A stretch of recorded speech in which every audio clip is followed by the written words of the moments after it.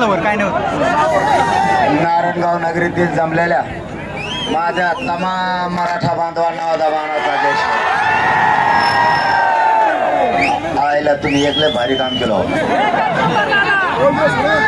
तुम्ही इतक्या ताकदीनं जमल्यामुळं मला जो उत्तर तरी सरकार झोपत नाही.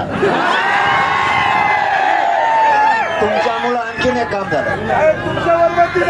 राज्यातले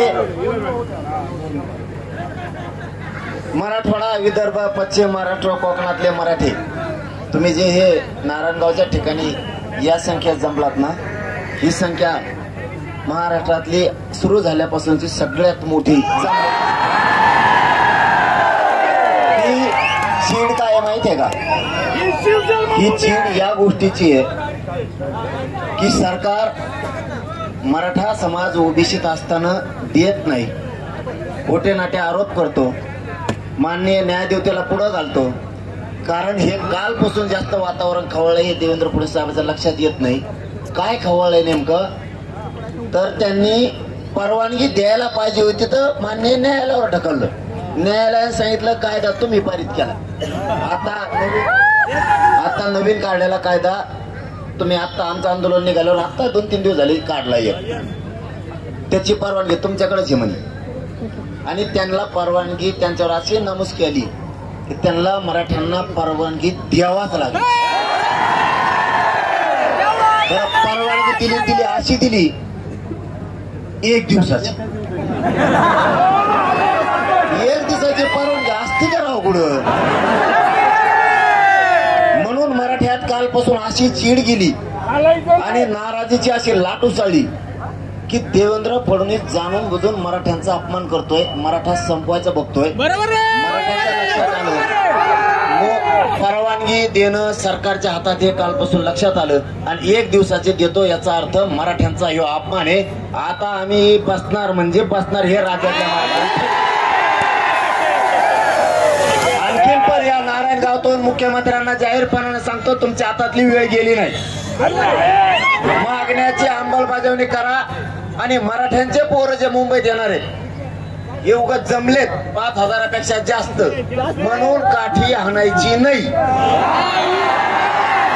मी माझ्या जातीला काय समजून सांगायचं सांगल, मी सांगूस तर त्याला डावचायचं सुद्धा नाही. तुम्ही जर म्हणले 5,000 लोकच बसा तर आमचे खानदानी अवलादे 5च बसू, पण दुसऱ्या ग्राउंडवर सगळे मराठी बसतो. तुम्ही आम्हाला नाकारू शकत नाही.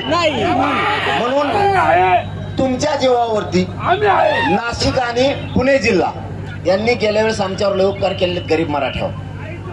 तुम्ही एवढी सुद्धा आम्हाला आठवण येऊ दिली नाही, एवढी सुद्धा लेकरा बाळ कधी उपाशी राहू दिले नाहीत. जर आंदोलन लांबलंच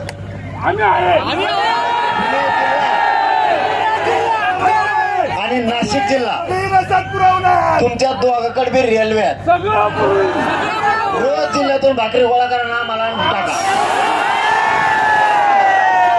2 टाइम आम्ही खातो, 2 टाइम रेटून झोपतो. पण तुमच्या लेकराच्या डोक्यावर गुलालच टाकेल हे शब्द. आता तुम्ही एवढ्या संख्येनं जमल्यामुळं आम्हाला आणखीन ऊर्जा वाढली आणि आता हे बघितल्यामुळं हे बांधव आपल्या मागे येत होता आणि आता हे काय गेलं त्याची झोप उडाली. त्याची जर झोप नाही उडाली तर खरंच हे हिंदू विरोधी माणूस आहे म्हणून जाहीर करायचं.